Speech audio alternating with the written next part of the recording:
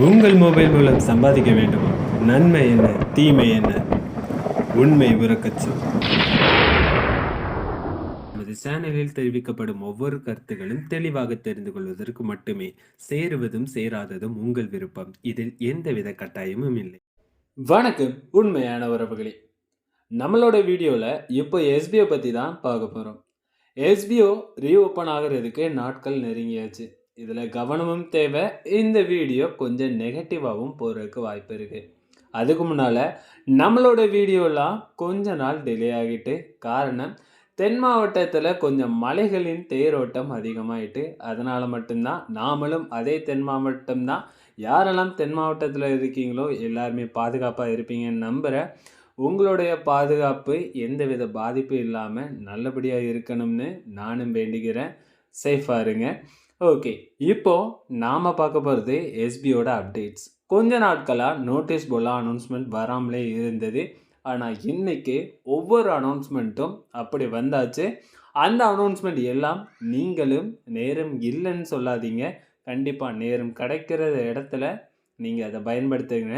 SPO notice போர்டில் ரொம்பவே information இன்றைக்கி வந்திருக்கு. அந்த இன்ஃபர்மேஷனை பற்றி தான் உங்ககிட்ட இதில் ஷார்ட்டாக சொல்ல போகிறேன்.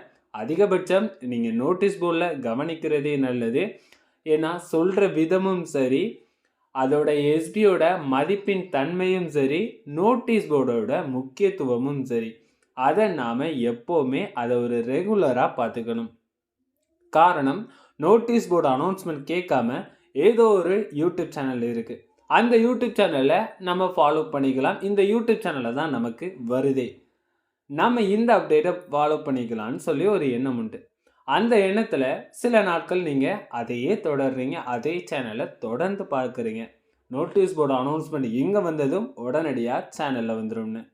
ஆனால் ஏதோ ஒரு சில சூழ்நிலை அந்த யூடியூப் சேனலில் அனௌன்ஸ்மெண்ட் வரலை. நோட்டீஸ் போர்டில் ஒரு அனௌன்ஸ்மெண்ட் வந்துட்டு இந்த செகண்டே நீங்கள் இதை எஸ்பிஓக்கு உள்ளே பண்ணி ஆகணும்னு. அப்போ அங்கே தவறுது யார் பண்ணுறா? அங்கே யூடியூப் சேனல் வச்சவங்க இல்லை, நோட்டீஸ் போர்டு அனௌன்ஸ்மெண்ட்டை கேட்காத நீங்கள் மட்டும்தான். அதனால தான் சொல்கிறது, ஒரு இடத்துல இருந்து இன்னொரு இடத்த எதிர்பார்க்காதீங்க. நமக்குன்னு ஒரு நேரம் கிடைக்குது. அந்த நேரம் அது வாய்ப்பாக கிடைக்குதுன்னா அந்த நேரத்தையும் அந்த வாய்ப்பையும் பயன்படுத்தி நாம் நேரடியாக தான் இருக்கணும், தவிர ஒன்றை விட இன்னொன்று தொடர்போடு தான் நாம் இருக்கக்கூடாது. எப்போவுமே எஸ்பிஓ நோட்டீஸ் போர்டு அனௌன்ஸ்மெண்ட்டை முக்கியமாக கவனிங்க. இப்போ நமக்கு நாட்கள்லாம் நெருங்கியாச்சு. நெருங்கிய நாட்களில் நமக்கு அனௌன்ஸ்மெண்ட்லாம் கொஞ்சம் வந்தாச்சு. இந்த அனௌன்ஸ்மெண்ட்டில் புதிய நபர்களுக்கும் சரி, இருக்கிற நபர்களுக்கும் சரி, அமௌண்ட் அதிகமாகுமா, அமௌண்ட் கம்மியாகுமா, நம்ம ஒர்க் பார்க்குற டைம் அதிகமாகுமா கம்மியாகுமா, இந்த சில கேள்விகள் இருக்கும். புதிய நபர்கள்ட்ட பழைய நபர்கள் யாராவது ஒரு ஸ்கேம், ஒரு பொய்யான தகவலும் கொடுக்கறதுக்கு வாய்ப்பு இருக்குது. இப்போ நீங்கள் ஜாயின் பண்ணுறதுக்கு நீங்கள் இந்த அமௌண்ட்டை மட்டும் நீங்கள் கட்டி வச்சுக்கோங்க, என்கிட்ட அட்வான்ஸாக கொடுத்துக்கோங்க. வந்த உடனேயே உங்களை ஜாயின் பண்ணி விட்டுறேன். கொஞ்ச நாட்களுக்கு பிறகு உங்களோட இன்வெஸ்ட்மெண்ட் அதிகமாகலாம். அதனால் இப்போ ஓல்டு பிளான் என்னவோ அந்த அமௌண்ட்டை கொடுத்துருங்கன்னு ஒரு ஸ்கேம்லாம் போகிறதுக்கு வாய்ப்பு இருக்குது. ஏற்கனவே போனது தான், ஆனால் வாய்ப்புகள் இருக்குன்னு இப்போ சொல்கிறேன்.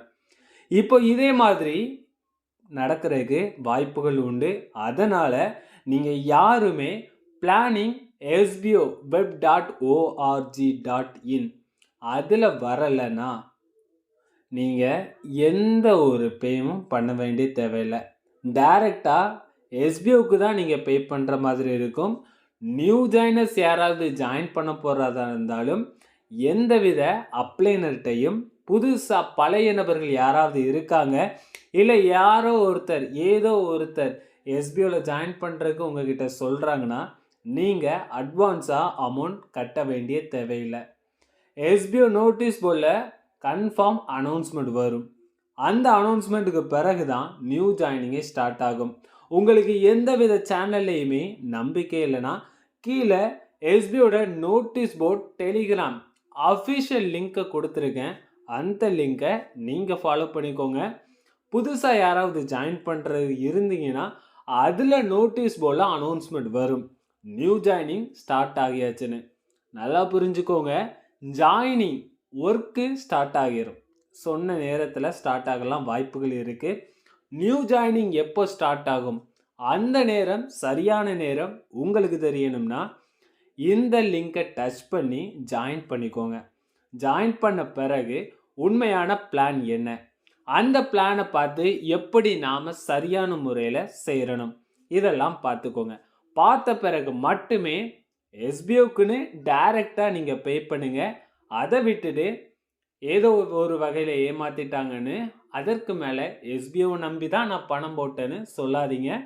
ஏன்னா எஸ்பிஓ ஃபேமிலியாக இருந்து ஏமாத்தினா தான் அவங்கக்கிட்ட வாங்கி கொடுக்க முடியும். இப்போ யாரோ ஒருத்தர்கிட்ட நீங்கள் மாட்டிக்கிட்டீங்கன்னா அதில் வாங்கிலாம் கொடுத்துருக்காங்க. இருந்தாலும் கவனக்குறைவுகள் கண்டிப்பாக உங்களுக்கு இருக்கக்கூடாது. அதனால தான் இந்த ஒரு அவேர்னஸ். இன்னொன்று, நமக்கு கிறிஸ்மஸ் வந்தாச்சு, நியூ இயர் கிட்ட வந்தாச்சு, அடுத்தடுத்த ஃபெஸ்டிவலும் கிட்ட வந்தாச்சு. இந்த மாதிரி கிட்ட வர நேரத்தில் நமக்கு எஸ்பிஓ ரீஓப்பனும் ஆக போகுது. இந்த நேரத்தில் பொங்கலும் வரப்போகுது. இந்த நேரம் நம்மளோட எண்ணம் எப்படி தெரியுமா இருக்கும்? நம்ம ஒரு 10,000 ரூபா வித்ட்ராவல் கொடுக்குறதுக்கு எஸ்பிஓலோட வேலெட்டில் இருக்குது. அந்த அமௌண்ட்டை நாம் வித்ட்ராவல் கொடுத்துருவோம். அதை தான் நாம் வித்ட்ராவல் கொடுக்க போகிறோமே. இப்போ எங்கேயாவது ஒரு ரொட்டேஷன் பண்ணலாம், கடன் வாங்கலாம், ஃபெஸ்டிவலை நல்லா என்ஜாய் பண்ணலாம், நல்லா அதுக்கேற்ற மாதிரி கமிட்மெண்ட் வைக்கலாம். இந்த டேட் நமக்கு வித்ட்ராவல் வரும், இந்த டேட் நாம் கொடுத்துடலான்னு ஒரு கமிட்மெண்ட் நீங்கள் வைப்பீங்க. அப்படி வைக்கிற நபர்கள் நீங்கள் யாராவது இருந்தீங்கன்னா, நான் எதுவும் குறையா சொல்லலை, நீங்கள் பயப்படுற மாதிரின்னு சொல்லலை, ஒரு சின்ன முன்னெச்சரிக்கை. நீங்கள் அதை கமிட்மெண்ட் பண்ணி நீங்கள் ஒரு வாங்குறீங்க, 10,000 ரூபா வித்ட்ராவல். அந்த 10,000 ரூபா வித்ட்ராவலுக்காக நீங்கள் ஒரு 10,000 ரூபா வாங்குறீங்க. மாதம் நீங்கள் 1000 ரூபா கொடுக்கணும், இல்லை வாரம் ஏதோ ஒரு 200 ரூபா கொடுக்கணும். அப்படின்னாலுமே நீங்கள் என்ன பண்ணணும்னா, நீங்கள் எதிர்பார்த்த நேரமும் உங்களோட கைகளில் எஸ்பிஓட வித்ட்ராவல் கையில் வரலைனாலும் உங்களுக்குன்னு ஆல்டர்னேட் ஒரு இன்கம் இருக்கணும். இல்லையா அந்த கமிட்மெண்ட், இப்போ இந்த மாதம் இருக்குது, இந்த மாதம் நீங்கள் ஒரு 10,000 ரூபா வாங்குறீங்க, அடுத்த மாதம் நான் 1000 ரூபா அந்த கமிட்மெண்ட் நான் கொடுக்கணும். இல்லை நீங்கள் 10,000 ரூபாயுமே அடுத்த மாதம் கொடுக்கனாலுமே நீங்கள் வாங்கும் போதே 1 மாதம் சொல்லி தவணையில் வாங்காதீங்க, 2 மாதம் சொல்லி தவணையில் வாங்குங்க. 1000 ரூபா நீங்கள் கொடுக்கணும், 1000 நான் பண்ணணும் அப்படின்னாலும் நீங்கள் 9,000 ரூபாய் மட்டுமே செலவழிங்க. 1000 ரூபா அடுத்த மாதம் நம்ம இந்த கமிட்மெண்ட்டுக்கு கொடுத்துடலாம்னு அந்த 1000 ரூபாயை முன்னெச்சரிக்கையாக எடுத்து வைங்க. ஏன்னா ஒரு ஆன்லைன் ஜாப், அந்த ஆன்லைன் ஜாபில் நாம் ஒரு டிஜிட்டல் வேஸாக தான் நம்ம போயிட்டுருக்கோம். டிஜிட்டல் இந்தியா, டிஜிட்டல் இன்கம், இந்த விதத்தில் தான் நாம் போயிட்டுருக்கோம். சிஸ்டமும் இருக்குது. எந்த நேரத்தில் எந்தவித பிரச்சனைகள் எதிர்பார்ப்பு இல்லாமல் வரும், அந்த பிரச்சனைகள் எல்லாத்துக்குமே பதில்கள் கொடுப்போம். எவ்வளவு விரைவாக வருமோ கண்டிப்பாக அவ்வளவு விரைவாக நம்மளோட பணம் நமக்கு கண்டிப்பாக வந்து சேரும்.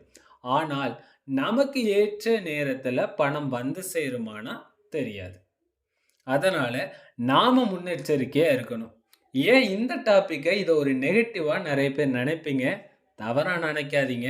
எத்தனையோ நபர்கள் நம்மக்கிட்ட அந்த கமிட்மெண்ட், நான் எஸ்பிஓ நல்லா தான் வச்சேன், எஸ்பிஓலையுமே ஃப்ராங்காக சொல்லியிருக்காங்க, கமிட்மெண்ட் இப்போதைக்கு எஸ்பிஓ வச்சு வைக்காதீங்க, பணம் கண்டிப்பாக வரும், ஆனால் இப்போ உடனடியாக வரும், அந்த ஒரு தேதியை குறிப்பிட்டு சொல்ல முடியாது.